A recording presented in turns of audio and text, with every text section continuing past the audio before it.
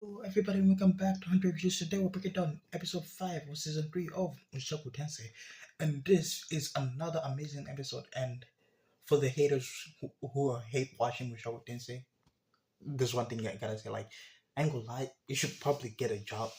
And this is me saying the truth. Like, you guys who are like hating Mushoku Tensei for like years, I feel like you should just, quit because like there's no like there's certain animes I don't I don't really enjoy, so I don't like associate with them. I just drop it and move on with my life. But like you making your whole life about like hating Mushoku Tensei is, I ain't gonna lie, really cringe. It's like cringe worthy behavior because last week's episode was an amazing, like a freaking amazing episode. And to find out that Mushoku Tensei was being bombarded with like bad reviews and like um what's this, an analyst and MBIA MD whatever that is. But like ratings don't really like matter to me because an anime might have like a really low rating and I'll find it enjoyable. I'll find it much more enjoyable than an anime with a high rating. What's this rating. So like for most people, ratings don't make sense. But like if you're coming into like a show and you see like a show with like a 6.5, then you think that it's trashy and you want to watch it. But for me, I don't really care about a rating. If an anime I it looks good and I enjoy it, I will check it out. That's like my main thing. Anyway, let's talk about Mushoku Tensei. Episode wise, like I said, this was another amazing episode. Today we were celebrating Aisha and Nano. Nano? Sorry, Aisha and Norn. And like I said, this season made me, I wouldn't say like Norn. I tolerate her. Last season was freaking worse. To be honest, I felt I could physically die. Like, to be honest, the episode with Norn just made me hate. Like, Norn was like a hateable character to me. Like this season, maybe because she's getting a somewhat decent, like, character development. Probably she's getting less screen time. She doesn't talk as much, like, because this season isn't focusing on Norin and Aisha. She's getting a lot of little scenes. And like this season, Aisha's been getting more scenes because she's cute and I love her. But Norin, she for me, Norin is just there. She's like an NPC in a video games where like they're there, just don't give a crap, like I don't like for you non fans, you keep supporting her, like support her. Like I don't give a crap. Like she's just there to me. Like she doesn't make or break. She breaks the show, but like she doesn't make or break the show. Like to me, I feel like if Norn isn't there, even if she's there or not, it doesn't ruin my it doesn't enhance or ruin my experience of the show. Like she's not like Aisha. Aisha brings in some really comedic moments in the episode, which kind of makes the show happy for me.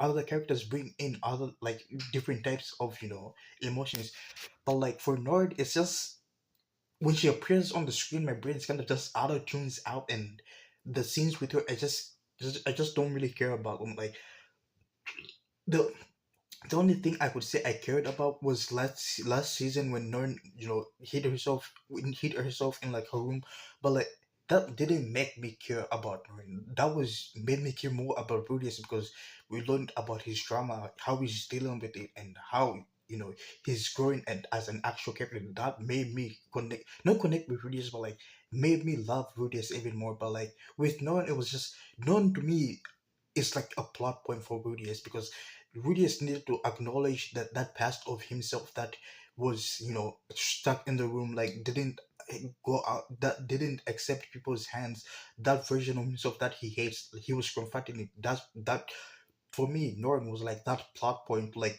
push Rudius. No, I don't care about Norton, to be honest. Anyway, why am I making this about Norton? Anyway, let's get into the episode. It was another fun episode, and we had a threesome, which was really shocking. Like I knew this would happen eventually, but I thought it happened, but like it actually didn't happen. Anyway, let's just get into it. All right, the episode starts with Rudy going up to an Elena Liz. I think he came looking for Cliff, probably doing for like the experiments that we're doing like last episode because, like I said, Ricus is very cautious because he wants to protect his family, and I'm cautious with them because for this is we have 3 episodes of pure bliss. This was actual pure bliss for me. Like these were wholesome slice of life episodes, and for a show like Mushoku Tensei, to be honest, I'm expecting someone to die, like I'm expecting the whole family to actually die. I'm expecting Roxy and you know Sophia to actually die, for Rudy to be in despair. That's what this is for me. This is what it's alluding because Alenalice and Roxy are the oh no, Sophia and Roxy are like the anchors that makes him happy, and I feel like the only thing that can drag him into a point of despair, a no turning point 5 right now is Rudy is having everyone that he's loved die. Anyway, anyway, we came looking for Cliff, and Annalise is upset because, and I'm gonna repeat this, she's upset because they're not doing it as much with like Cliff, like they do it every other day, which I don't know. Isn't that normal? I've never done it, but like, isn't that no? I don't. I shouldn't even know the norms. I've never done, it, but like, it's like it's really shocking. But like, which I you kind of understand because of her curse. Like she gotta But like, since Cliff is busy with like the wedding preparations and everything, like he's really busy. So like she understands, but like she wants to do it. Okay, this part of the episode was really funny because Alinalis kind of tempted us with like a threesome. Like Rudius was trying to be a gentleman, but like he voted. But like one thing that shocked me is we didn't do it before. Like because I thought maybe it's just me, but like I thought they would have been doing it because Roxy and Rudius have been married for like a short while now. I feel like they could have been sleeping together, but like I don't know. Maybe Roxy and Sophie were like really shy about it. They didn't know how to like approach the situation. But like, I feel like now that we've actually done it, it's easier to do it again. Like, why am I saying easier to do it again? But like, I think it's easier to do it again. And now for Cliff and Elenalis dragon load. I feel like she has a connection to the dragons, but like, Mushoku Tensei. This is another part of Mushoku Tensei that I really love is the characters and the what's this like with each character in the show. I would say functions even without the main character, and by that like Cliff and what's his and Aninalis, yeah, of course, yes. Cliff kind of Rudius gave Cliff that push, and Rudius gave Alinalis, that edge that they needed. But like even after that, they're taking it by the own progress. They're moving on. Like life moves on without Rudius interference. Now they're actually getting married. We have other characters in like the school arc, like other characters that we left life. They like life is moving on with them. Like the story is moving even without the main character being with them. That's like a driving factor. That's what I love about Mushoku Tensei. It's the main character isn't the center of attention. The main character doesn't drive the story. Even without the main character, the story kind of moves forward. This is the same thing with like One Piece. If you really check out amazing anime, One Piece we visit like many different lands, many different like islands, and when we get there, we kind of even though we help out the lands, there are certain things that happen that don't really even revolve around the main character. Like there are many islands that we don't know about, many cultures we don't know about that functions normally without even the main character's interference. Anyway, this was a beautiful wedding. So for the god Melis, is she like what's this? Is it like a traditional wedding? Because this doesn't feel like a fantasy. It feels like a normal wedding, like an English wedding because she's wearing a wedding dress. We have a priest. We have the groom. This is not a monogamous relationship. A single person, like one died by the bonds. This is basically a relationship from like this is like a marriage from our because Unlike Cliff's marriage, Rudy is not tied down to one person because I we because we have Roxy, we have Sophia, and we have who's this coming up? What's this? Aries. We have Aries, who's also going to be our third wife. So it's like everything. Rudius is not Montagues, but like, I feel like three wives is the maximum Rudius we ever have, and by that I mean because each one of the girls has an emotional bond with Rudius. Roxy was the person that helped Rudius, actually leave his, because if you remember in season one, Rudius didn't leave the house because of like the traumatic past he had in his usual previous life. Roxy was the anchor that pushed him. What's this? Sophia was, a person that actually helped him with the condition. When we had the low libido, when we had that D, season where we just focused on his fixing Rudius D, but like Roxy helped him and she was there for him, emotionally, physically, and whatnot. And then Aris was someone he actually traveled with, even though he kind of hates her for like abandoning him. I feel like if she kind of explains what happens, that she wanted to be strong for him and whatnot, I feel like he would accept her. But like, unlike other girls, like the best girls, of course, Rudius would lust with them, but like I feel like he wouldn't do anything because he doesn't have that emotional bond with them. It doesn't have like a real connection with them to actually go out with them. Okay, before I move on to the part of the episode, there's one thing I kind of noticed in the was this, and like with Mushoku Tensei itself, it's about her.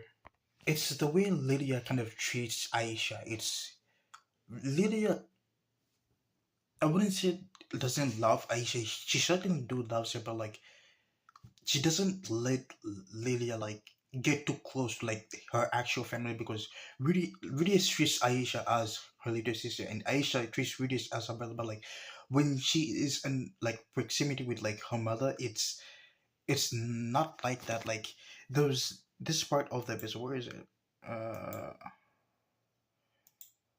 when when we got like during the birthday part when we got like our presents, she kind of looked at her mother like to get her mother's approval to like actually open like the gift given from Rudius, which most people might say like it's a caring woman, but for me it's like her life is because for her the creator rights are like their masters and whatnot. So she wants to put Aisha on that pedestal of where like she kind of has to treat Rudy as like the Lord and everything. Where like the sibling relationship is secondary, but like the servant relationship is first because from the moment Aisha is born, she's been training her to like be to actually work for Rudy's to be Rudy's maid. That's why she. That's why in season two she didn't want to go to school because the only thing that she desired was what her mother desired for her to like work for Buddhist. That's why she wants to be Buddhist's maid, which I feel like she's not letting her live, develop as an actual person. Like she wants her to be a maid. I feel like Aisha could be more because Aisha is a genius. She was able to ace each and every one of the exams. I feel like if her mother didn't like interfere and like make her like her whole life revolve about being Rudy Smith, I feel like she would have been like an amazing mage or maybe an amazing swordsman, maybe an amazing scholar because we know she is genius.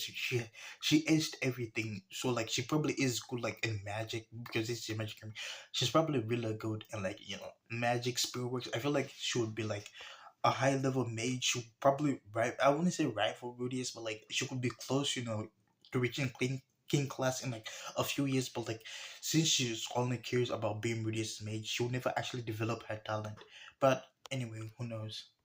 Anyway, we are trying to like surprise the girls, Aisha and Norton, surprise them with a surprise birthday party. So what do? We kick them out of the house to go fishing, and this was supposed to be a surprise party. They're preparing food and everything.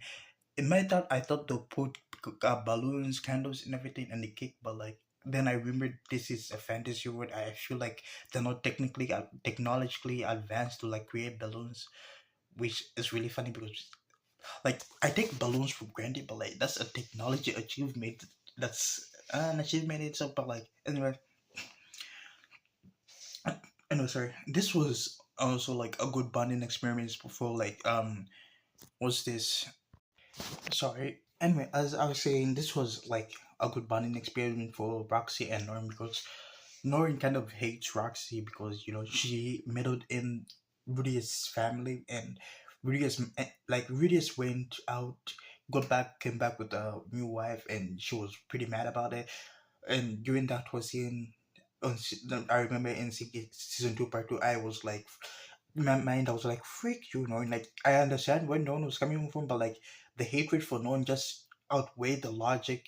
Anyway, this was like like I said, a good bonding experience for like them to actually bond over fishing, for them to actually they didn't hatch things out because I to be honest, it would have been more emotional if Noreen actually talked. Even though I would have shit on her if she kind of like argued with like Roxanne, speaking of mine, but like it would have been really good, like a bonding experience for like knowing to like actually talk about like how her father, kind of got married to another man, to another woman and whatnot, and like how she wanted Rudy to be different from her father, but like she was, but like I feel like she would have been happier because she loves her father, and like Rudy being more like her father would be a good thing. But anyway, I feel like they should have hatched like any more emotional, not violence, but like a shouting emotional moment where like they hash things out, they talk everything out. But this was also good, us fishing with them, chatting and chit chatting and everything was really fantastic. And then on the other side we had what's this Aisha and Rudy, we're playing like a fishing game where they had to like to see who like could catch the most fish. And to be honest, Rudy was fishing, but like in my opinion, I feel like you should have used like water magic to like actually catch the fish and drop them in the backyard. Like I know for this game, magic was cheating, but like he could have done it with secret, like guide the fish to like the meat and then spring them up like that.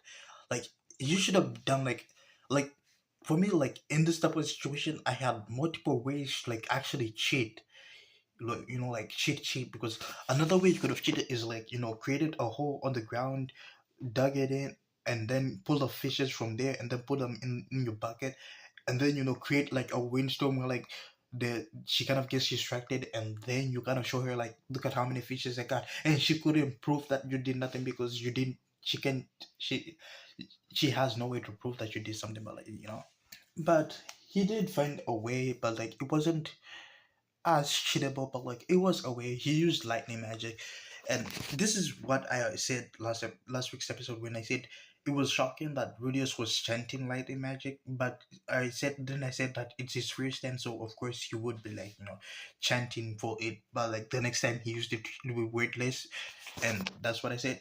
And this was right. This is the second time he's using like that in magic, and he was using it as a gentlest magic, and he used like a different application. Like unlike the first time we used it, where we created a huge storm where rain was raining and the lightning came out, but this time he condensed like the cloud, then condensed the lightning to like a strong enough lightning shot where he was able to like cat much more cheat magic, but like he was caught cheating. Like I feel like Rudius wouldn't live in a world where I live because if I had magic and this was a competition, I feel like I have hundreds of ways to like cheat without you know them knowing that I was cheating. Like there's multiple ways to cheat, but like he's a good guy. He couldn't cheat. Anyway, the final parts of the episode were like a heartwarming part of where like we talked about how we got separated, even though our family is there. No one is there in one place in one piece. We have Mama, who's who's I wouldn't say vegetable. Like she like in this episode she smiled. She kind of gave both Non and Aisha head pass. I feel like with more time, more interaction, I feel like she'll get better.